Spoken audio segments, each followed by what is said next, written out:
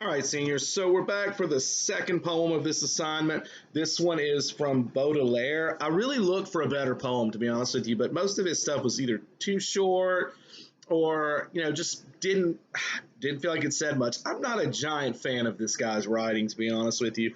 I realize his importance. I realize that he's very well thought of in the poetry community, but I'm not a big fan. So I'm going to use the one your book had, despite my initial hesitance. If nothing else, it's an important poem for him as far as how he developed as a person. So give a little background on it. Um, apparently he was sent to go on a journey to India.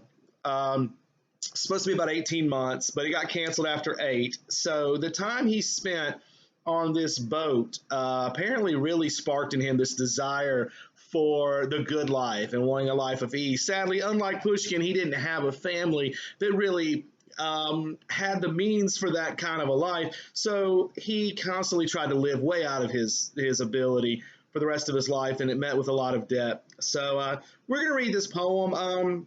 Again, like the Pushkin poem, there's not a lot of interpretation here. All right, it's gonna be really difficult to come up with questions for these, to be honest with you. So I apologize for that ahead of time. But so I put a printout of this.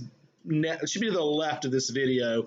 There should be a picture of the actual part from the book. I figured that was easier when I was talking about stanzas for you to have the exact text I was using.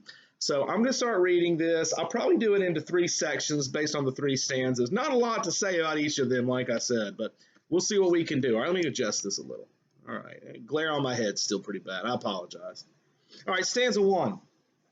My child, my sister, dream how sweet all things would seem were we in that kind land to live together, and their love slow and long. Their love and die among those scenes that image you, that sumptuous weather, drowned suns that glimmer there, through cloud disheveled air, move me with such a mystery as appears within those other skies of your treacherous eyes, when I behold him shining through their tears. There is nothing else but grace and measure, richness, quietness, and pleasure. Now we're going to see some repetition of some lines, some parallelism. That's kind of an important part of this to kind of build us some structure. But it sounds like he's dreaming of living in this place where he feels like it's a magical place where everything's perfect. You get the typical vacation person. You go somewhere and you think it's going to be the best ever. You wish you could live there, except there's plenty of people that live there and tell you it's not as magical as you would think. So I'll see my cat's in the background. They're bathing themselves. All right, well, cool. All right, let's go on with stanza 2. Furniture that wears the luster of the years softly would glow within our glowing chamber. Flowers of rarest bloom, proffering their perfume mixed with the vague fragrances of amber. Gold ceilings would there be, mirrors deep as the sea, the walls all in an eastern splendor hung. Nothing but should address the soul's loneliness, speaking her sweet and secret native tongue. All right.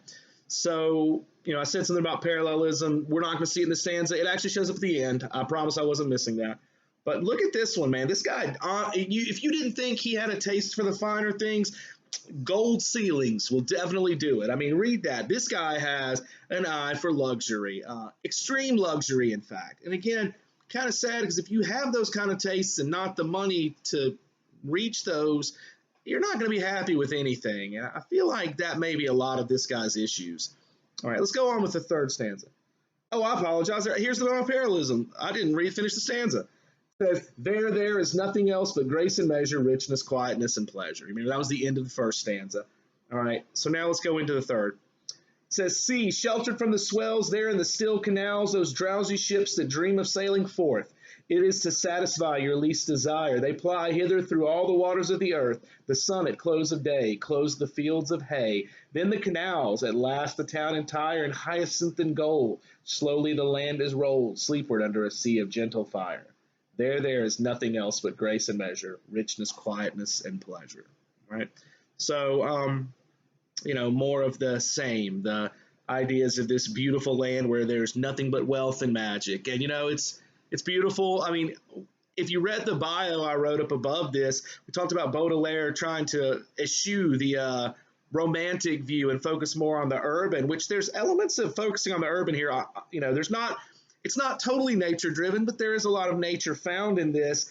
And also, this is a very romantic type of poem, okay? And again, not romantic as in a love story, but romantic is in this idea of magic. The idea that this place is, the way he describes things like the canals and the sun and all, it makes it sound like, it sounds heavenly, to be honest with you. So we did see the repetition of these two lines where he says, there is nothing else but grace and measure, richness, quietness, and pleasure. Then again, you can tell that this is definitely a fantasy land because we know that that's not how places are. No matter how great Disney World might seem, there's, trash in it, and there's jobs to be done, like, restocking the toilet paper and things like that. So no matter how magic something looks on the surface, there's always more going on underneath the surface that a lot of people miss. Again, this is a common problem with people when they go on vacation. You think an area is just the best place ever. My wife and I, when we got married, we got married in Las Vegas. Long story, y'all don't care about that. But when we got married over there, I remember, walking up and down the strip thinking, man, what a great place to live. No, I'm no gambler, but I love lights. I love cities. And it had all of that. And it just seemed like this perfect place. But then, this was back in 2006. 2008 comes along, the economy crashes, and that's one of the hardest hit areas. And really, once you got off of the touristy areas, there's a lot of poverty there, and there's a lot of people struggling. So, it's one of those things, again, where you just feel like everything's perfect because you're not really looking. So in this poem, what we want to think about is this idea of what Baudelaire's image of a perfect world would be. How does it stack up with yours? Okay. In our writing, we're going to talk about that. So we're going to talk about our view of a perfect world and see what you think about that. So, all right. Well, this will be the last poem. We're only going to do 2 poems on this section.